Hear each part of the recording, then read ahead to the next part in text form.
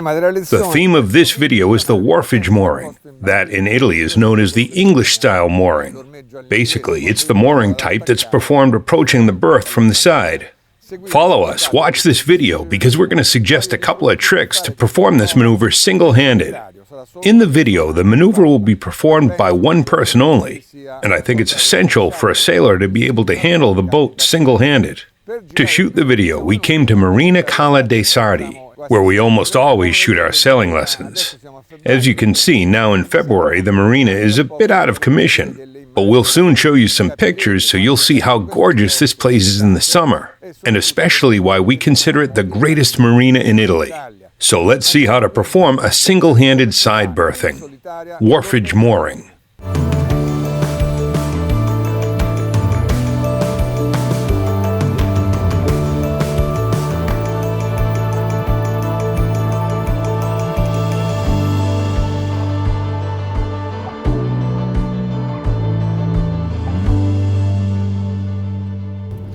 Wharfage mooring is seen by many as a very simple maneuver, but in fact it is not.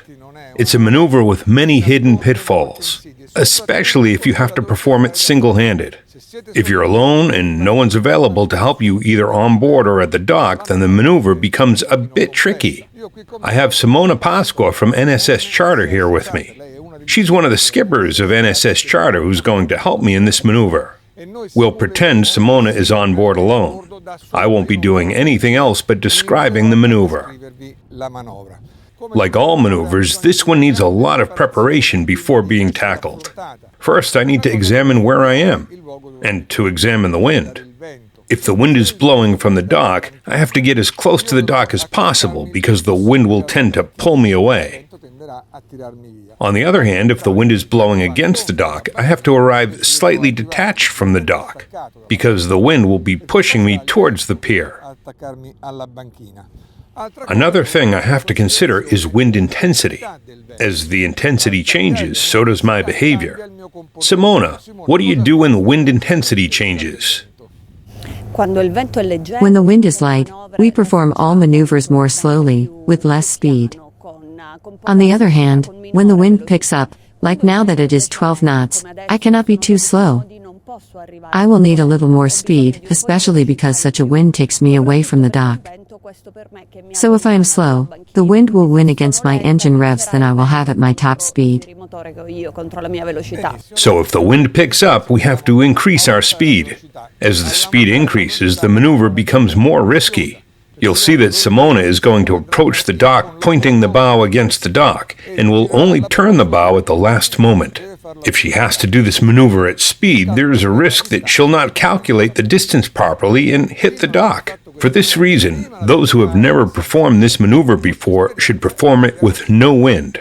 They need to gain some experience, and then, little by little, they'll perform it with stronger and stronger winds. With that said, we need to prepare the boat for mooring. We need to take, or rather Simona needs to take all the fenders, all those that we have on board, not just 2 or 3 of them, and put them on the side of the boat that is going to approach the dock, without forgetting to place a fender at the far stern and another one at the far bow. If we have a stern ball fender on board, let's place it at the far bow. Now we have to prepare our mooring lines. These need a special kind of preparation.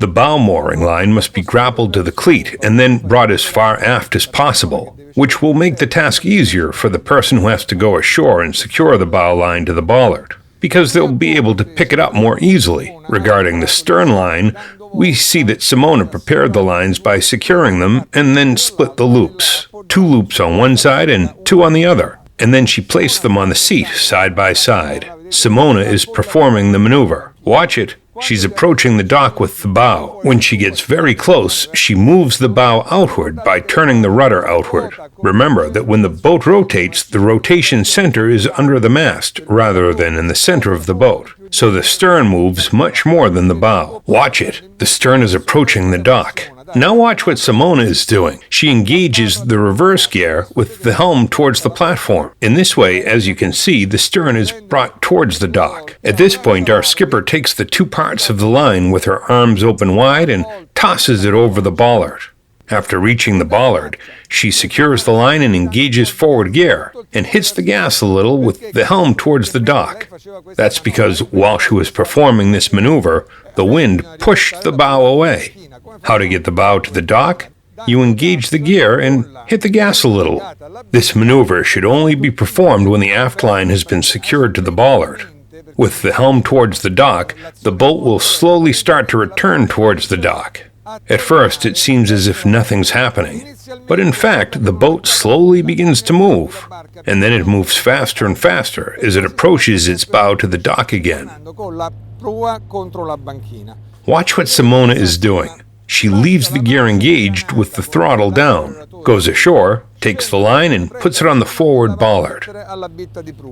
This is because with the throttle down, it's ensured that the bow is pressed against the dock. And this allows her to perform the whole maneuver single-handed. For example, to go ashore in total safety and put the line on the bollard. At this point, Simona gets back on board and can declare the maneuver finished. She reaches the single lever, disengages the gear, and turns the engine off. The maneuver is done. Then, for safety reasons, she'll place 2 springs to contain the movements of the boat along the dock. As you can see, this maneuver is not difficult, but it's not very easy either. You need to know a couple of tricks to handle it. But this maneuver can be performed single-handed without any help from the dock. For Simona, it's easy because she's very skilled. But with a minimum of practice, after performing it 4 to 5 times, it'll become very simple for you too. With that said, I hope you found this lesson interesting. If so, please let us know. Give us your like and subscribe to the channel in order to be informed about all the videos that we produce, and there are many. We thank NSS Charter for providing us 4 boats for this video. Simona Pasqua, thanks Simona, and other skippers who helped us. All I have to do now is say goodbye, and see you at the next SVN Network video. Solo Velanet.